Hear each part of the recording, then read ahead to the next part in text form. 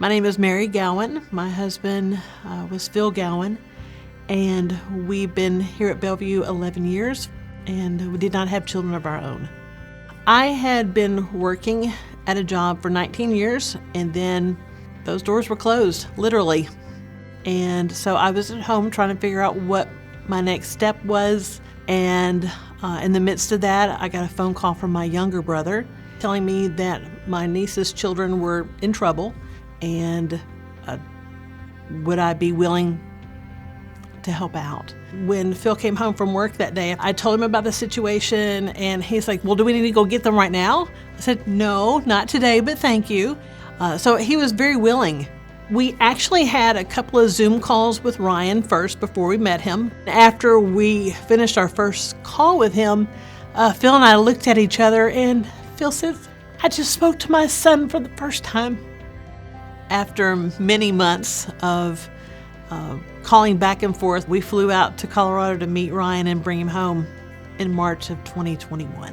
We got out to Colorado, and we actually got to meet him in person the next morning, and he was ours from that moment on. It was really sweet because once we got into the rental car, we took our first family selfie, and we got back to the hotel, and he asked us, he said, well, since you're going to be adopting me eventually, can I just call you Mom and Dad? Sure. We never made a big deal about him being a foster child. He was ours. We didn't have to have a piece of paper saying that I was his mom or Phil was his dad. It just was. That's just the way it was.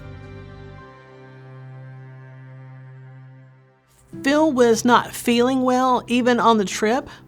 His back was hurting him, and so Phil finally went to the doctor. He turned 64 in late September. The next day, he went to the doctor, and the doctor took one look at him and said, you need more help than I can give you. I'm calling Methodist Germantown Hospital and calling an ambulance. Phil didn't come home after that. He was in ER the next morning, found out that it was prostate cancer, and it was growing at a rapid pace. It was difficult. I had a husband in the hospital, a new son, but the Lord was faithful. Phil was continuing to deteriorate. A hospice, evaluator was going to come. She said, we're going to go ahead and admit him into hospice. And I asked her, I said, well, how long do you think he has? And she said, probably about a week. So that was on Sunday. Monday, Phil was non-responsive. Tuesday morning, I was like, whew, made it through the night, didn't get a phone call. Then I checked, I had missed a call from the hospital. The hospital had called and said, now's the time if you want to see him. Phil died that morning. When I was telling Ryan that his dad had passed away that morning,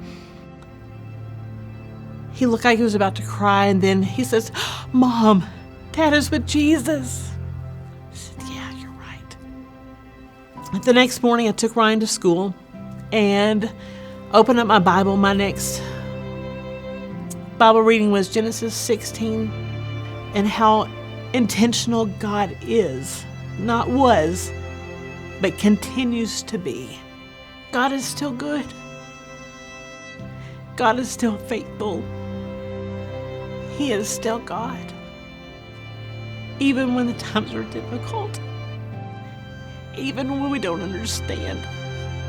Even in the midst of grief.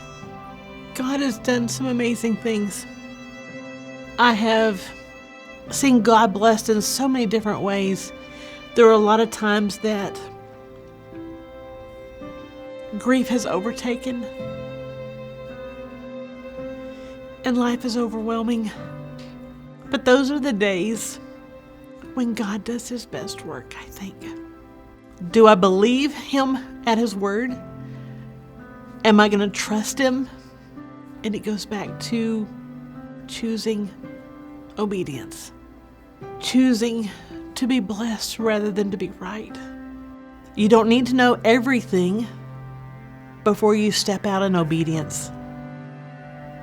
Just obey.